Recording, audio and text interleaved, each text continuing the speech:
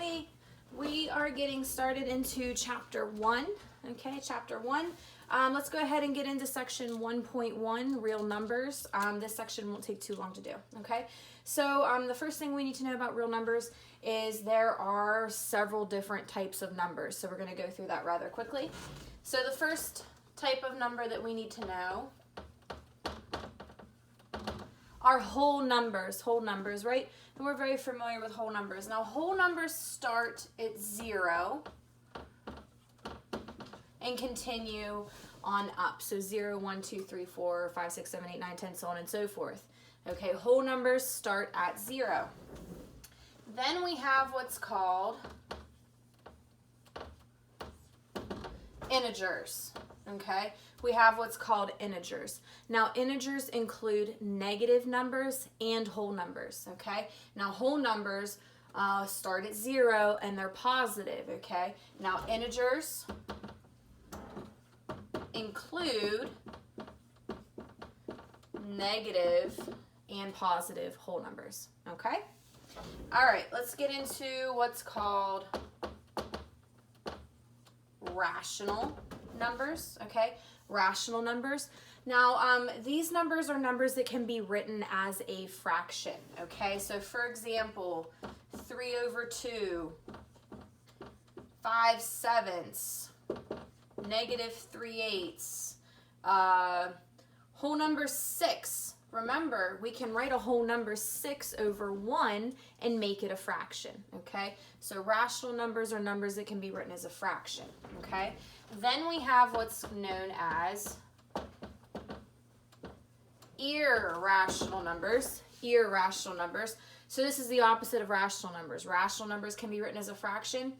Irrational numbers cannot be written as a fraction. Okay, so this is something like pi square root of 2, cubed root of 7, okay, and we're not going to be dealing with these kind of numbers in this class, but just so you're aware, irrational numbers cannot be written as a fraction, okay? All right, and the last type of number are what are known as real numbers. Real numbers. These are all rational and irrational numbers. Okay, so real numbers are all rational and irrational numbers. So if the number's rational, it's also a real number. If the number's irrational, it's also a real number. Okay, all right, so now that we've discussed the different types of numbers, we need to go ahead and be able to represent these on a number line. Okay, I am quite confident you all can represent numbers on a number line, okay, but we'll just do a couple. Just to refresh everybody. So we can use a number line.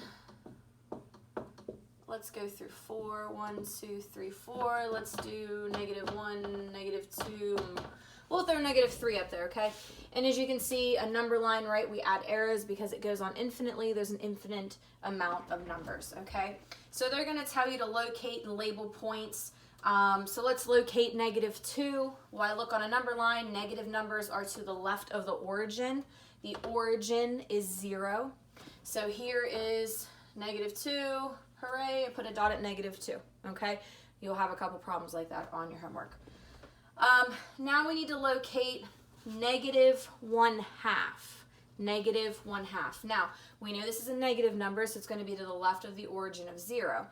Now, what you have to remember is where 1/2 is. 1/2 would be between 0 and 1, and this is negative, so -1/2 would be right here between 0 and -1, okay?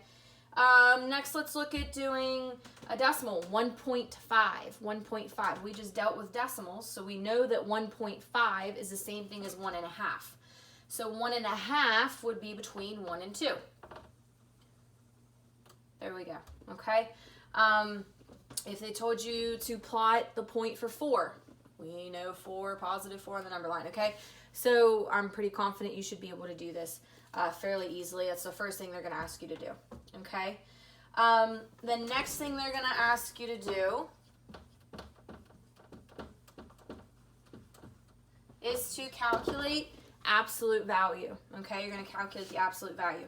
Now, this is the distance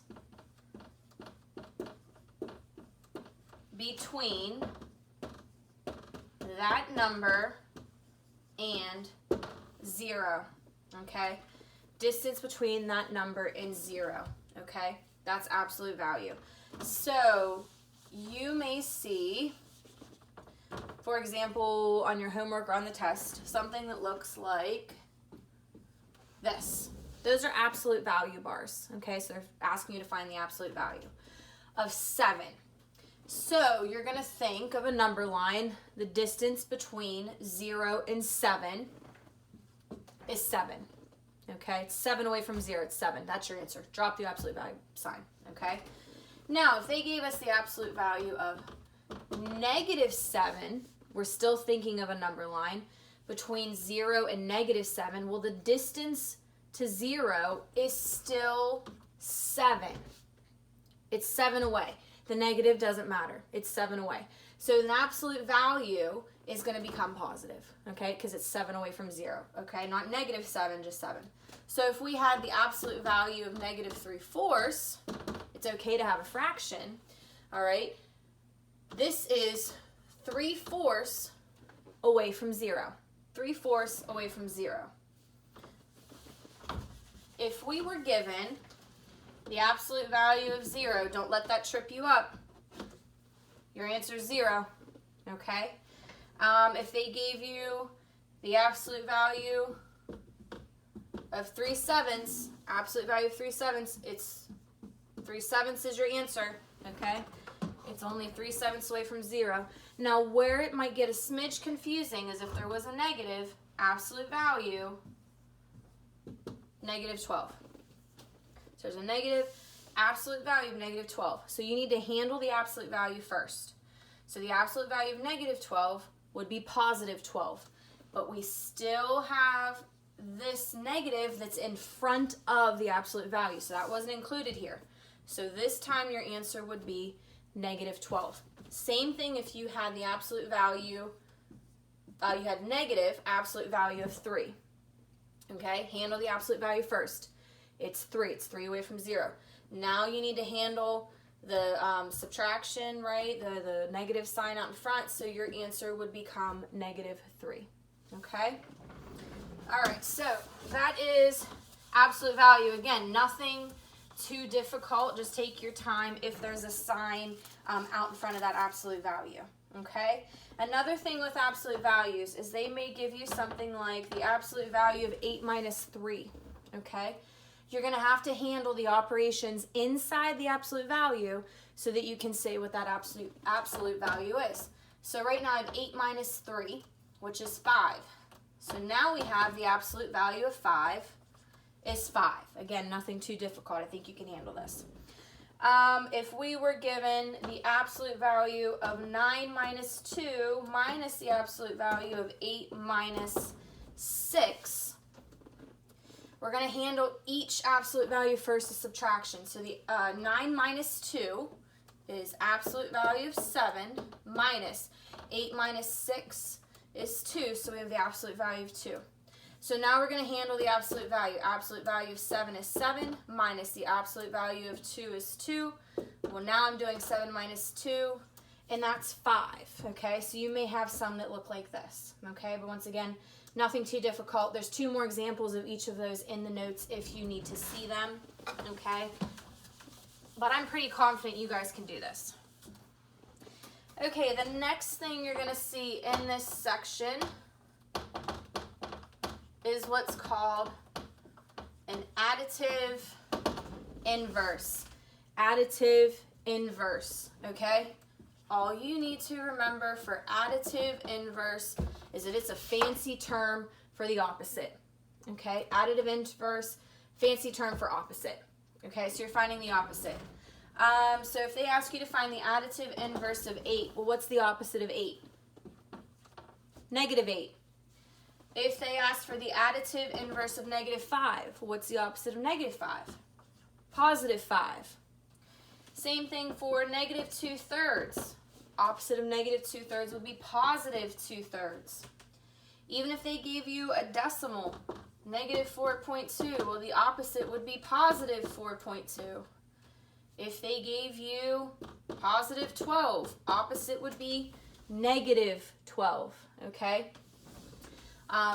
So like I said, additive inverse, not too difficult, just the opposite. You have a small section on your test that asks you to do that. Very small section. It's only like 2 or 3 problems. They ask you to do that. Okay. And the last thing in this section is dealing with comparison symbols. So this is something you should have done at some point, right? Comparison symbols. So if you were given, you know, A equals B or A does not equal B, you know, these are called equality symbols, okay? Equality symbols, equality for equal. Now this is equal to. This equal sign with a slash, so it means not equal to. We'll be using that later on in the semester, somewhat. So make sure you remember that's not equal to, okay? And then we're going to be dealing with symbols like this. So you may remember them from school, like the alligators, right? The alligators eating. So this first one is A is less than B. So A is less than B, right? If we have this symbol, this is A is greater than B. These are inequalities, okay? So these were equality symbols. These are now called inequality symbols, okay? You may also remember having one that looks like this with a bar under it. So this is A is greater than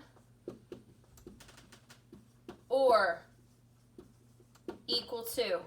Greater than or equal to. And we have it the opposite way as well with the bar. So this is less than or equal to. Okay, so you might remember seeing those at some point. Okay, so let's just do a couple of those. Like I said, nothing too difficult in this first section at all. So if we were given -8 and -1, and we were asked to put in, you know, an inequality symbol. Now, when you're dealing with 2 negatives, you need to think of a number line. Okay, so think of a number line and imagine where those numbers are. Okay, so I have a -1 here, but -8's not all the way down here. So -1 is greater than -8. So -1 is greater than -8, okay? Let's say we had -6 and 5. Well, knowing a number line, you know, 5's over here past the origin, -6 is down on the left. So once again, you know that 5 is greater than the -6. So we're going to make sure that alligator eats the 5 because it's greater. Okay? Now, if you were given 3 and negative absolute value of -3, we have a smidge of work to do before we can calculate our answer. Okay? We need to go ahead and calculate what this absolute value is going to be. So right now I have our 3 on the left. Now here I have the absolute value of -3 would be +3, but I still have a negative out here. So this would become -3. So now we have to think of the number line and see where our alligator is going to eat. And we're going to be eating the +3, right? So 3 is greater than -3 on a number line. Let's see. There's a couple more in the notes if you need them for reference, okay? But hopefully you remember doing this. Like I said, it's nothing too difficult. Something else just to be aware of. I have it in the notes. It's, you know, not crazy important, but it is on page 65. So it's operation symbols. So if you're dealing with the sum of, right, that means addition. If they're saying difference, that's subtraction. If they ask for the product, that's multiplication. And remember, multiplication can be written with a dot, with an X, with parentheses. Okay, so it's just kind of a quick thing you might want to read over just to refresh your memory. And if we were dealing with division, that's quotient. Now division can be written, you know, with the traditional division sign. It can be written with a slash or as a fraction, you know, A over B, or it can be written, you know, as if we were doing longhand division. Okay, so it's just something to go ahead and make sure that that you're aware of, which you should be, right? You've been taking math for a long time now, so you definitely should be aware of those. And then the other thing is grouping symbols.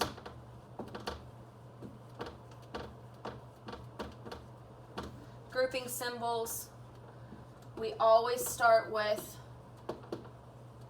parentheses, and this will make more sense later when we get into very large order of operation problems. So we have parentheses, our middle symbol is called brackets, and our outer symbol is known as braces. And you always start at the innermost symbol, which is parentheses. So we always start with parentheses, then we branch out and finish brackets, and the last thing we handle is braces. But we're going to get into that more later on, okay? We'll get into that more later on. So that is the end of section 1.1. You have questions, please let me know. There's the notes online.